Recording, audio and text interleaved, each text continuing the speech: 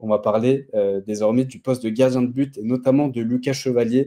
On évoquera aussi le cas du numéro 2 puisque Vito Mannone est parti du LOSC. Mais on va se focaliser sur Lucas Chevalier qui est évoqué, qui vit un été agité tout simplement, qui est évoqué dans pas mal de clubs. Je pense à Aston Villa et le PSG pour les plus pressants. Quel avenir globalement pour Lucas Chevalier? Est-ce que ça s'écrit au LOSC? Est-ce que ça s'écrit ailleurs? Lui qui est en fin de contrat en 2027, donc il lui reste 2 ans de contrat. On n'est pas sur un départ obligatoire et tout simplement qui est forcé, contraint pour le LOSC, mais c'est un départ qui est envisagé. On va parler un petit peu de toutes les parties de Lucas Chevalier. Est-ce que lui doit partir? Et de le LOSC, du LOSC, comment gérer ce cas Lucas Chevalier? Est-ce que pour toi, selon toi, on est plus sur un Lucas Chevalier qui se dirige vers un départ cet été? Et combien le LOSC peut espérer en tirer? On sait qu'il y a pas mal de questions là-dessus, que ça peut aller un petit peu de prix, on va dire, lié au gardien, 25-30 millions, à un prix beaucoup plus élevé en se disant Lucas Chevalier est peut-être le gardien le plus prometteur du monde et que le club acheteur va devoir mettre le prix, sachant que le LOSC, on l'a dit, n'a pas du tout besoin de vendre. Comment tu te places, toi, là-dessus, sur toutes ces questions? C'est complexe parce que oui, le LOSC n'a pas besoin de vendre, mais s'il n'y a pas de prolongation, dans un an, il ne lui reste plus qu'une saison contractuelle avec le LOSC. Et à un an de la fin de son contrat, on sait que obligatoirement le prix baisse. Parce que les clubs intéressés peuvent se dire, bon, bah, nous, on fait une offre. Si Lille ne veut pas ça, tant pis, on attend un an et on le signe libre. On sait qu'il y a des clubs qui sont experts en la matière dans ce domaine. Cool Real Madrid, qui fait ça quasiment avec tous les joueurs désormais. On l'a encore vu cet été avec Trent Alexander-Arnold, notamment. C'est l'un des subterfuges qu'ils ont en mode on se met d'accord très vite avec le joueur et puis ça nous évite de sortir une indemnité de transfert et à contrario on file une bonne prime à la signature au joueur et tout le monde est content sauf le club d'où il vient qui n'a récupéré rien du tout. Et je Donc rajoute, mais le LOSC avait l'avantage la saison passée de la vitrine Ligue des Champions, qu'il a beaucoup mise en valeur cette saison avec l'Europa League, même s'il y a moyen évidemment de performer et de se mettre en valeur, ça ne sera pas la même chose. Et je ne sais pas si la cote sera aussi haute l'été prochain, tu l'as dit, avec ce facteur Ligue des Champions et ce facteur fin de contrat. Exactement, donc ça, il faut le prendre en ligne de compte. C'est pour ça que moi, quand on arrive à 2 ans de la fin d'un contrat, je trouve que c'est toujours le moment charnière, notamment pour des joueurs comme ça à fort potentiel, jeunes, avec un vrai potentiel de revente. C'est pour moi, soit on vend, soit on prolonge. Il n'y a pas de demi-mesure. Si on n'arrive pas à prolonger, on se retrouve forcément en difficulté 12 mois ou 18 mois plus tard. Donc, c'est pour ça que c'est déjà un sujet sur la table pour Olivier Létang, à mes yeux. Et si je me place dans la peau de Lucas Chevalier, je me pose une question, est-ce que c'est le moment de partir? Est-ce que c'est pas un an trop tôt? Oui, contractuellement, etc. Mais est-ce qu'à un an de la Coupe du Monde, où je vais sans doute avoir un rôle à jouer, parce que on a compris que Brice Samba, c'était fini en équipe de France. En tout cas, il était au mieux numéro 3, et moi, je continue de penser qu'il ne sera même pas à la Coupe du Monde dans une question de vie de groupe, et que Lucas Chevalier est passé numéro 2, et que notre ami Alphonse Areola, s'il joue un minimum, sera le numéro 3 des Bleus au mondial. Et il y a les incertitudes autour de Mike Maignan. Est-ce qu'il va rester ou pas au Milan AC? Est-ce qu'il va partir à Chelsea? On sait que son corps peut parfois le lâcher. Est-ce qu'il va réussir à faire une saison complète, sachant qu'il a quand même donné un tout petit peu le sentiment cette année d'être sur un début de déclin. Je ne dis pas que c'est un gardien qui est plus haut niveau, mais on sent que tout doucement, il bascule de l'autre côté de la montagne. Donc, est-ce que c'est en restant au LOSC que potentiellement Lucas Chevalier peut devenir numéro 1 en équipe de France dès la saison prochaine et la Coupe du Monde? Est-ce qu'il pense à ça ou pas? Est-ce que le fait que ce soit Maignan le numéro 1, on sait que c'est son mentor, est-ce que ça empêche d'avoir cette réflexion-là ou est-ce qu'il se dit s'il y a une opportunité à saisir, il faut la saisir et entre guillemets, à un moment donné, il faut tuer le père et s'il faut tuer le père, il le fera. Donc, je pense qu'il y a vraiment tout ça qui rentre en ligne de compte dans la réflexion de Lucas Chevalier cet été. Et on sait que le marché des gardiens est un marché hyper fermé, hyper cloisonné. Et quand une porte s'ouvre, on sait que c'est le fameux effet domino. Quand on fait tomber un domino, tous les dominos tombent à la suite et il y a un gardien qui part, qui change de club, ça entraîne un autre mouvement, un deuxième, un troisième. Et il ne faut peut-être pas louper la valse à ce moment-là, sans quoi on peut se retrouver exclu et arriver sur le marché un an plus tard, mais il n'y a pas la place pour bouger. Et je pense que, contrairement aux joueurs de champ, quand on est gardien, s'il y a l'opportunité de bouger, il faut le faire. Et c'est pour ça que si, par exemple, le PSG ne prolonge pas un Donnarumma cet été et que Donnarumma part, notamment potentiellement en Première Ligue, et que le PSG confirme son intérêt pour Lucas Chevalier, je pense que c'est le moment Je pense que Lucas Chevalier, oui, il n'y a que 2 saisons complètes au LOSC, mais j'ai envie de me dire qu'il est déjà prêt. Il a mis suffisamment de garanties sur la table. Il y a la saison Ligue des Champions où il a brillé. Lui, il n'a absolument rien à se reprocher. Il est déjà numéro 2 en équipe de France. Je continue de penser, je le dis depuis très longtemps, dès ses premiers mois à Valenciennes, je me suis dit, ce gardien-là, il sera numéro 1 en équipe de France. Il fera une grande carrière parce qu'au-delà des qualités intrinsèques de gardien, il a le mental. Et pour moi, il a cet état d'esprit pour s'imposer dans un grand club. Je suis persuadé qu'au PSG, il y aura peut-être des débuts un peu balbutiants, ça peut arriver. Ça reste un changement quand même d'environnement. Mais je suis persuadé qu'il a tout ce qu'il faut dans les pieds, dans les mains, dans les gants et surtout dans la tête pour être un gardien de très très haut niveau et un gardien qui va s'imposer. Donc oui, il est encore jeune, il n'a que 23 ans, peut-être 24 désormais, je ne sais plus son mois de naissance à Lucas Chevalier. Je sais que c'est un 2001, si je ne dis pas de bêtises, mais 23. 23. Ouais. Il est de fin d'année. C'est ça, novembre, je crois, novembre-décembre, Ok. je sais plus. Donc oui, c'est encore un peu jeune pour un gardien. On dit toujours que la maturité est un peu plus tardive chez les gardiens, que les meilleures années sont entre 28 et 32 ans, le prime, etc. Mais Lucas Chevalier a tout pour bousculer tout ça. Et pour moi, s'il y a une opportunité de marcher cet été, il faut bouger. Et je pense que le LOSC aura la cote maximale de Lucas Chevalier cet été. 2 ans de contrat, une année de Ligue des Champions, un statut en équipe de France qui s'affirme et un marché des gardiens qui va peut-être s'affoler. Du coup, il suffit qu'il y ait un mouvement avec une somme folle. Ça va donner le pouls du reste du marché.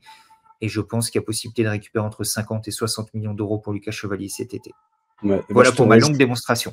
Non, mais je te rejoins totalement sur tout ce que tu as dit. Pour le LOSC, il n'y a pas meilleur moment, pas meilleur timing que de le vendre maintenant. La situation contractuelle, le facteur Ligue des Champions, même si Lucas Chevalier fait la même saison la saison prochaine, bah, ça sera en Europa League. Forcément, il y aura moins de valorisation et ce sera un an de la fin de son contrat. Aujourd'hui, ça a été l'un des meilleurs gardiens de la campagne de Ligue des Champions, assez indiscutablement. Meilleur gardien de Ligue 1, devenu numéro 2 en équipe de France. Il continue son ascension assez folle. Et du point de vue du joueur, et j'y réfléchissais tout à l'heure et j'avais peur de passer pour un fou, mais je suis content de voir que tu me rejoins. Dans la perspective du Mondial 2026, pour moi, il y a une petite possibilité, je ne dis pas que c'est la plus probable évidemment, mais il y a une petite possibilité que Lucas Chevalier puisse être le gardien de l'équipe de France au Mondial 2026, parce que tu l'as dit, il y a cette dynamique de Mike Maignan en club qui est très délicate et en équipe de France qui n'est pas aussi sûre et assurée qu'à l'Euro 2024, où il était là pour le coup meilleur gardien de l'Euro, il était exceptionnel. Depuis, on sent que c'est un gardien qui a un petit peu plus de mal, qui est aussi entre le bon et le moins bon en équipe de France, qui touche beaucoup au moins bon en club. On ne sait pas vraiment s'il sera toujours à Milan, s'il ira à Chelsea, s'il changera de club cet été. Donc il y a vraiment cette dynamique globale autour de Mike Maignan, que ce soit en équipe de France ou en club dans sa carrière, qui n'est pas super rassurante pour lui en vue du Mondial 2026. Je pense aujourd'hui, si on fait l'état des lieux au 23 juin 2025, moment où on enregistre cette vidéo, évidemment, Mike Maignan est largement favori devant Lucas Chevalier pour être le gardien numéro 1 de l'équipe de France à la Coupe du Monde 2026. Mais je me dis que s'il y a une possibilité pour Lucas Chevalier d'être ce gardien numéro 1 en 2026 à la Coupe du Monde, il faut malheureusement changer de club. J'adorerais le voir rester au LOSC, ce serait un super coup pour le LOSC sur le plan sportif, d'avoir potentiellement le meilleur gardien de Ligue 1 avec lui. Mais la condition, je pense, pour que Lucas Chevalier tente de devenir numéro 1 de l'équipe de France dès 2026, c'est de changer de club, d'aller dans un club qui dispute la Ligue des Champions. On sait que c'est très important aux yeux de Didier Deschamps de performer et de continuer à performer régulièrement en Ligue des Champions pour conserver ce statut. Et je pense que malheureusement, il n'a plus rien à prouver du côté du LOSC. Il a fait le tour, je le disais, meilleur gardien de Ligue 1, indiscutablement peut-être le meilleur joueur de cette saison du côté du LOSC. Excellent en Ligue des Champions, il va redescendre entre guillemets d'un cran s'il reste au LOSC en jouant seulement l'Europa League. On sait que même du point de vue du club du LOSC, on est potentiellement sur une fin de cycle. Jonathan David, Angel Gomez sont partis, Rémi Cabella est parti, Benjamin André, son avenir n'est pas assuré, Don Zegrova, c'est pareil. On peut aussi avoir un contexte collectif qui impacte logiquement Lucas Chevalier et qui lui fait perdre des points dans sa course au statut numéro 1 en équipe de France. Et c'est un gardien qui a toujours qui a toujours répondu aux attentes et au cap qui lui était proposé chaque année. Il a toujours progressé, il est sur un développement constant, continuel. Et je pense que ce cap d'aller dans un très très grand club, tu en as bien parlé, que ça soit sur les qualités intrinsèques, on le sait, c'est le meilleur jeune gardien du monde aujourd'hui, que ça soit sur l'impression visuelle, sur ce qu'il a pu proposer dans la compétition la plus relevée et aussi dans la data, on en avait fait un papier sur le site. Il y a personne qui est à son niveau, à son âge-là. Et je pense que tout simplement, c'est la meilleure opportunité pour les clubs européens, que les PSG, Aston Villa, que d'autres clubs de Première Ligue n'ont pas hésité à aller sur le dossier. Et que pour moi, Lucas Chevalier ne doit malheureusement pour le LOSC pas hésiter à aller voir ailleurs, à changer de dimension et à confirmer toute sa progression et tout son talent qui, je pense, qu'on a bien parlé, mentalement, il est prêt et il n'y a pas forcément de doute là-dessus. À voir maintenant s'il a la possibilité de, pourquoi pas, franchir un autre cap en équipe de France, même s'il aura le temps, évidemment. Tu parlais de Mac Maignan tout à l'heure, on va peut-être passer pour des fous en disant qu'il y a peut-être une opportunité de le supplanter en équipe de France, mais comme disait à l'époque le grand Jean-Michel Aulas, une porte entrouverte est une porte grande ouverte. Il disait ça à l'époque sur le potentiel transfert de Gignac à Lyon. Bon, Gignac n'a jamais été à Lyon à l'époque où il était à Toulouse, comme quoi la porte n'était pas grande ouverte à l'époque. Mais quand on met le pied dans la porte, on sait qu'à un moment donné, on peut pousser et rentrer. Et je pense que Lucas Chevalier, il faut savoir, si je dis pas de bêtises, tu m'arrêtes, mais le Milan ne jouera pas de Coupe d'Europe la saison prochaine, si je me trompe pas. Donc Mac Maignan n'aura pas cette exposition-là. Donc c'est peut-être pour ça que lui aussi veut partir. En se disant c'est peut-être le moment aussi de faire un grand saut vers la Première Ligue parce que Mac Maignan commence quand même à prendre de l'âge et c'est peut-être aussi le moment de changer d'environnement parce qu'au Milan AC ça commence à sentir un peu mauvais. Et du côté de Lucas Chevalier, pour moi, il y a très peu de risques en fait à faire le grand saut, notamment si c'est vers le PSG. Ça restera en France, une équipe ultra dominante. En Ligue 1, ça se passera bien. Il y aura un peu de pression en Ligue des Champions, mais ça ne remettra pas son statut en équipe de France en cause. Pour moi, il y a presque tout à gagner à passer au PSG. Bon, ça dépend de Donnarumma, des négociations avec Donnarumma. Il n'a pas toutes les cartes en main. Comme si le poste était libre aujourd'hui et qu'en gros, c'était t'y vas ou t'y vas pas, t'as le choix. C'est pas si simple que ça. Mais pour moi, le scénario idéal, du côté du LOSC, on se donne l'été, on attend de voir comment ça évolue le dossier Donnarumma, si finalement le PSG le prolonge, que ça ne bouge pas, que le marché est plutôt atone. Je pense qu'on est suffisamment intelligent des deux côtés pour se dire fin août, début septembre, bon tiens, il y a une prolongation de contrat d'1 an de Lucas Chevalier et qui comme ça aura encore l'été prochain 2 ans de contrat.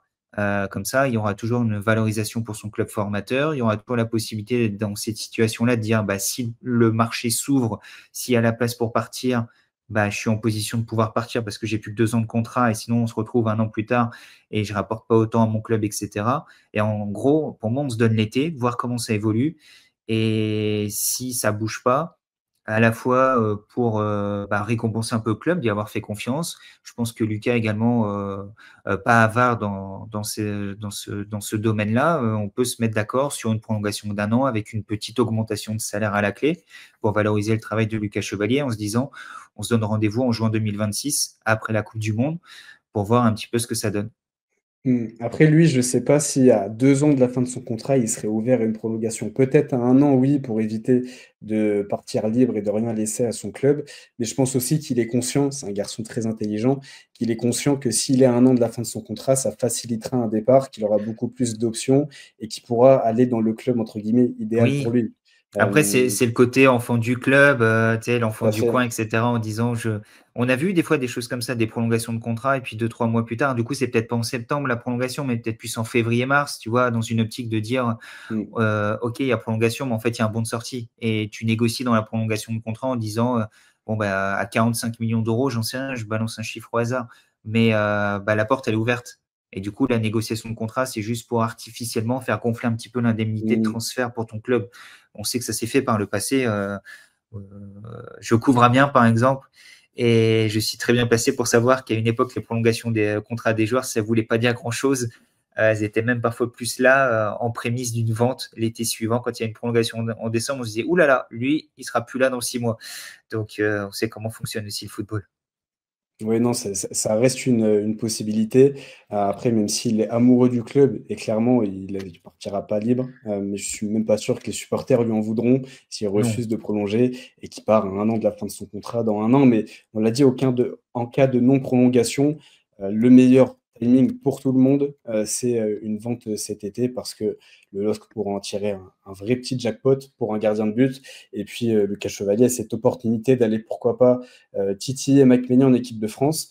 Et tu l'as dit, même sur le facteur pression, il peut y avoir cet objectif numéro 1 en équipe de France sans pour autant que la pression soit écrasante parce que s'il est numéro 2 en 2026, ce ne sera pas un échec pour lui. Il aura tout le temps de devenir numéro 1. Il est encore très très jeune, c'est déjà très bien qu'il soit numéro 2 à son âge-là en équipe de France. Et donc, il n'y a pas forcément d'échec et d'énorme pression à se mettre en qualité pour devenir numéro 1 en équipe de France pour la Coupe du Monde 2026. Dernier petit point avant qu'on referme la page de cette émission. On parle beaucoup de Lucas Chevalier. Il lui faudra un remplaçant s'il reste au LOSC la saison prochaine. C'était l'indiscutable et le très apprécié Vito Mannone la saison passée, qui nous a notamment gratifié de cette performance XXL face à Marseille en Coupe de France, qui était très très bon dans son leadership, qui a toujours répondu présent quand on a fait appel à lui sur le terrain. Malheureusement, il a quitté le LOSC en fin de contrat. Ça parle ça parle de Steve Mandanda en doublure de Lucas Chevalier. On en avait fait un sondage sur le site et les lecteurs étaient très contents, en tout cas, et validaient clairement la piste Très Steve emballé, Mandanda. ouais. Voilà, très emballé pour Steve Mandanda en doublure de Lucas Chevalier parce que, je l'avais écrit, mais Steve Mandanda représente un peu tout ce qu'il faut à un gardien numéro 2. Au-delà de sa relation avec Nicolas Dehon, entraîneur des gardiens du LOSC, même Bruno Genesio, qui l'a connu du côté de Rennes, qui l'avait relancé du côté de Rennes après sa fin en Aude-Boudin du côté de Marseille. Il y a ce facteur-là, il y a aussi le facteur évidemment performance qui, même si c'est devenu trop léger pour un club de Ligue 1, notamment un club ambitieux comme Rennes, en qualité numéro 2, c'est très très bon, ça fait encore l'affaire même à 40 ans. Et puis il y a surtout ce facteur leadership. Je pense que Steve Mandanda peut être le numéro 2 modèle du LOSC. Il l'a prouvé avec l'équipe de France durant toute sa carrière. On se souvient du rôle qu'il avait pu jouer en 2018 dans le sacre de l'équipe de France. Tout en restant numéro 2, il avait été très très très important pour le groupe. Je pense qu'à Steve Mandanda, évidemment, ça ne ferait pas de mal au groupe du LOSC et ce serait une excellente doublure. Est-ce que toi aussi, comme nos lecteurs, tu partirais sur, évidemment, Steve Mandanda, priorité pour remplacer numériquement Vito Mannone dans les buts du LOSC? J'aime bien le profil parce qu'il me fait un peu penser à une ancienne doublure de Lucas Chevalier au LOSC, un certain Benoît Costil.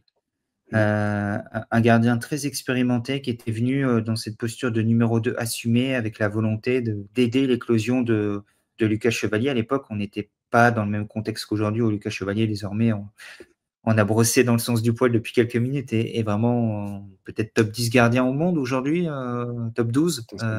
Mais dans ces eaux-là, très franchement, ce n'était pas le cas il y a 2 ans. Mais Benoît Costil a participé à sa construction. Et Lucas Chevalier s'est exprimé sur ce sujet après son départ. Il avait souligné l'importance qu'avait eu Benoît Costil, même quelques mois, dans le quotidien, dans l'exigence, dans tout ce qu'il a pu lui apporter de sa longue expérience. Il a presque été déçu que ça s'arrête à ce moment-là. Et le LOSC avait été chercher Vito Mannone et ça s'est très bien passé, qui a été une excellente doublure. Mais je ne sais pas s'il y avait le même rapport, entre guillemets. Peut-être qu'à un stade un peu plus avancé de sa carrière, peut-être que Lucas Chevalier avait moins besoin de ça aussi. Maintenant, c'est Steve Mandanda. C'est quand même un gardien. On parlait d'équipe de France tout à l'heure, qui a connu ce rôle de numéro 2 en équipe de France, qui a espéré être numéro 1 à un moment donné, qui a été gardien à l'OM avec une énorme pression, qui dernièrement était quand même encore la saison précédente, pas la saison dernière, mais un numéro 1 tout à fait digne de ce nom pour Rennes en Ligue 1, à 38-39 ans. En plus, tu l'as évoqué, il connaît très bien Nicolas Dehon, qui est l'entraîneur de Lucas Chevalier depuis 1 an désormais, donc il ne viendrait pas en terrain inconnu. Franchement, si Steve Mandanda dit je veux bien prolonger le plaisir encore 1 an, je viens en numéro 2, il n'y a aucun problème, et je viens pour aider Lucas, pour lui transmettre tout ce que j'ai pu avoir pendant 20 ans à haut niveau, moi je dis banco, il faut y aller. Tout ça, bien entendu, à pas un salaire à 300 000 euros par mois, mais je ne pense pas que Steve Mandanda en soit là aujourd'hui. Mais si financièrement, il est libre, si financièrement on trouve un terrain d'entente, moi je trouve que c'est une excellente idée. On sait que s'il y a un pépin, oui, Steve Mandanda a plus la capacité de faire 30 matchs aujourd'hui, mais s'il doit jouer, déjà il jouera un peu la Coupe de France, j'imagine. S'il y a besoin à un moment donné de jouer un match de championnat, une blessure, ce que je ne souhaite pas, une maladie, un forfait de dernière minute, je pense qu'il peut tenir la baraque. Et surtout, dans l'apport au quotidien, je pense que ça peut être extrêmement précieux. pour voilà, une nouvelle année où Lucas Chevalier continue à engranger de l'expérience.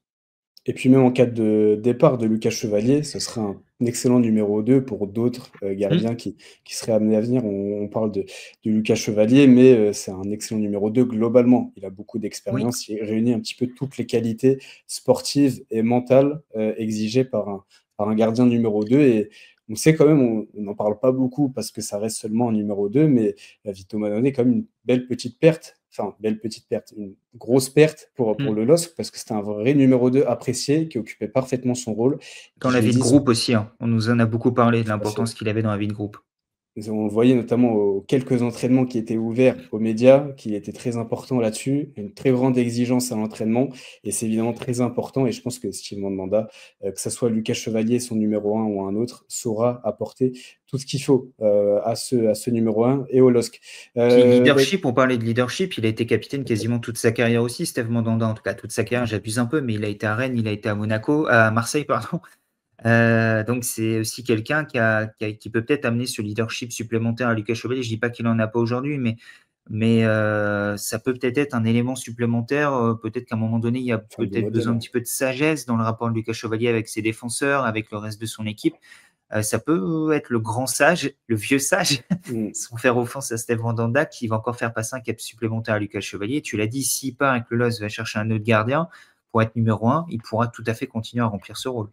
Et puis il était un petit peu capitaine sans brassard aussi en équipe de France tout au long de sa Mmh. carrière. C'est lui qui parlait, globalement dans les prises de parole, dans les vestiaires. Donc, là-dessus, pas forcément de doute, sans même parler de l'expérience assez, gigantesque et assez impressionnante, qu'a eu Steve Mandanda en Ligue 1 au niveau international.